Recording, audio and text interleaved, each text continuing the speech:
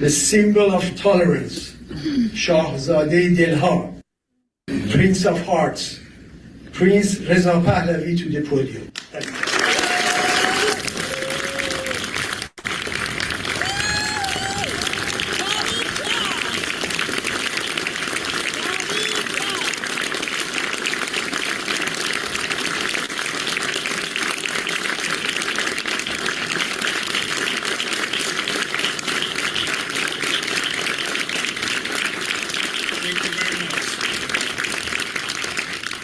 Just two words in Farsi.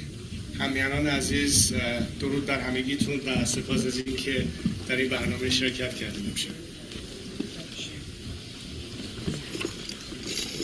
Ladies and gentlemen, good evening. I'd like to thank Rabbi Cooper, the Simon Wiesenthal Center, No to Anti-Semitism, and the Museum of Tolerance for their kind invitation.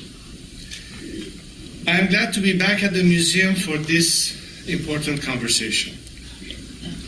Only days after International Holocaust Memorial Day, I am pleased to be here with leaders of the Jewish community and particularly our Iranian Jewish compatriots. Just 4 months removed from the massacre of October 7th, we need not be reminded of the continued bloodlust that astoundingly many still have for the Jewish people. But walking through these halls is a particularly stark reminder of the grave crime perpetrated by a diabolical regime that the West tried to appease. That appeasement came at the cost of 6 million Jewish lives, untold innocent civilians, and millions of young military personnel. Regrettably, we see that in many circles, the appeasement of bloodthirsty tyrant continues on as a justifiable policy option.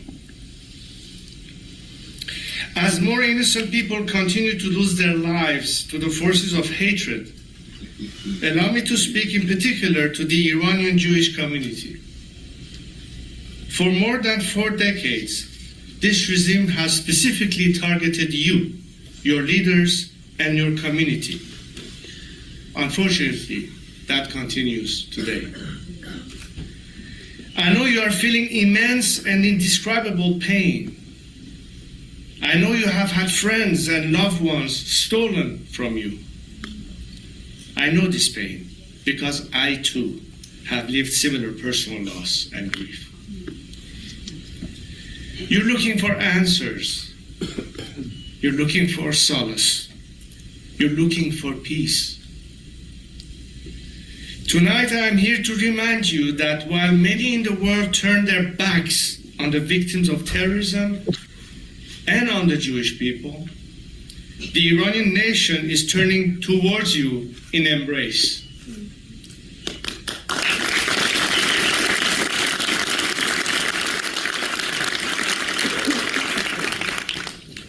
When you see posters with the name of hostages being torn down in cities around the world, remember that Iranians, just as they did after the September 11th attacks, are demonstrating their sympathy and solidarity with the victims and the hostages.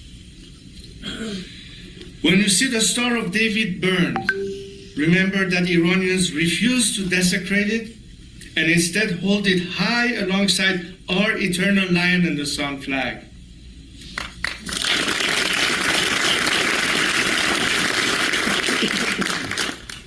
When you see the rape of female prisoners defined as resistance, remember that Iranians know the truth, because they too suffered the very same fate in the Islamic Republic's prisons. When you see all of the hatred, and it feels like you have nowhere to turn and no place to call home, remember that you are part of the Iranian nation. We, your fellow compatriots, share with you this home.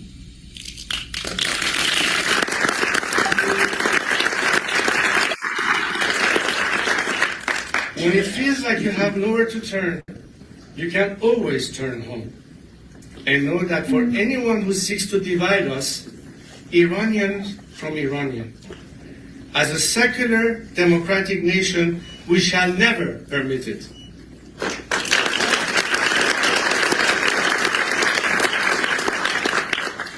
We extend the same welcome to our non-Iranian Jewish friends. Iranians stand with you in this dark moment. Because even though we don't share the same nationality, we have a shared biblical history. We Iranians have not forgotten it.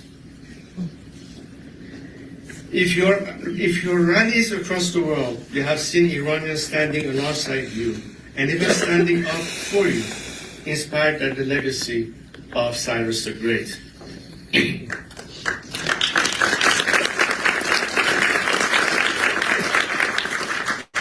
Upon my return from Israel last year, speaking to the Anti-Defamation League, I said that just as Cyrus helped liberate the Jewish people from Babylon and aided them in rebuilding their temple, we Iranians too have a temple. But an evil anti-Iranian regime has occupied it and has taken its people hostage. Iran is our temple. And my friends, we are facing a common enemy. Indeed, this evil regime is waging war on both of our great nations, Iran and Israel. And just like it did to the last diabolical regime the West tried to appease, this feckless policy is leading to more devastation and destruction across our region. From Hamas and Islamic Jihad in Gaza, to Hezbollah in Lebanon, to the Houthis in Yemen, to militias in Syria and Iraq, our entire region is paying the price for this policy of appeasement. From the refusal to enforce sanctions, to paying ransom for hostage-taking, this policy is not weakening the Islamic Republic, it is incentivizing and emboldening it. By now it should be clear to all what has so long been clear to us Iranians. The Islamic Republic is the eye of the octopus controlling all of these tentacles.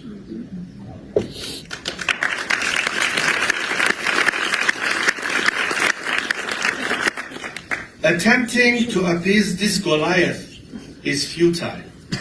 After 40 years, the time has come to give David a chance. Amen.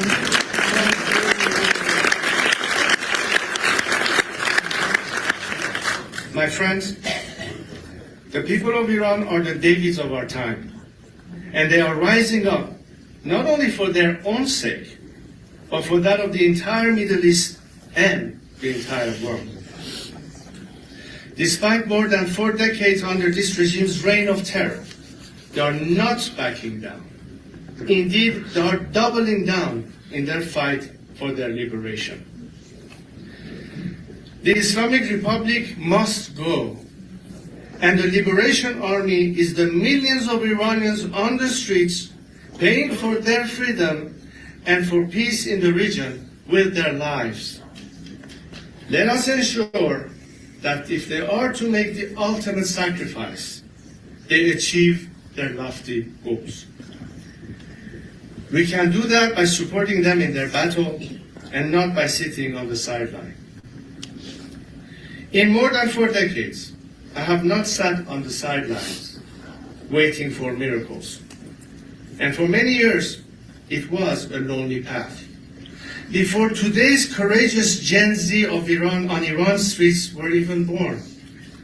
But I knew the time would come, and now it has. I knew this time would come because I had more than hope. I had belief. Belief in our nation and belief in our people's resolve. I believe that just as Iranians of all faiths lived peacefully alongside one another before the revolution, only to see their lives shattered and disrupted. Once free, we shall once again be a nation committed to respecting and upholding the fundamental freedoms and rights of all our citizens.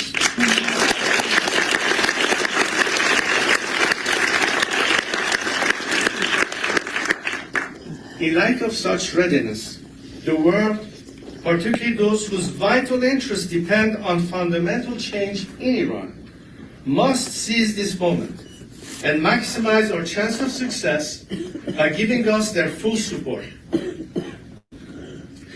I count on you, members of the diaspora, and all friends of Iran, to join us in this campaign for liberation.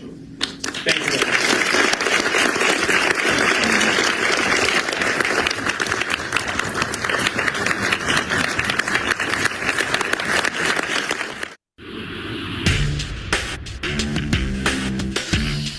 سپاسگزارم جناب آوار. میبینم که در این فاصله هموند نازنینمون دکتر سیامک رفیع‌زاده هم اومده. جناب رفیع‌زاده، شما به دبیری نشست آینده برگزیده شدید. آیا با ما خواهید بود؟ تا ایشون میکروفونش رو باز کنن. اگر اشتباه نکنم امروز زادروز هموند نازنینمون بانو سیمین بحرینی پوره. من سوی خودم بهشون خوش آمد میگم و شاد باش برای زادروزشون. من نمیگم 25می یا 26می، ولی زادروزتان شاد. جناب هلمند آوا، ببخشید اربابی، سپاس فراوان جناب امیری. دیروز بود و امیدوارم که زادروز بعدیم در ایران باشه. امیدوارم. ایران رها شده، رها کرده در حقیقت. سپاس فراوان. پس شاد باش منو بذارید به گواهان آمریکای غربی. سپاس فراوان به هر روی بسیار بسیار افتخارآفرین. هنوز دیروز است. سپاس. جناب هلمند اربابی سخنران ماست. 15 دقیقه همبستگی تنها راه رهایی ایرانمان. استدعا میکنم 15 دقیقه برای شما وقته.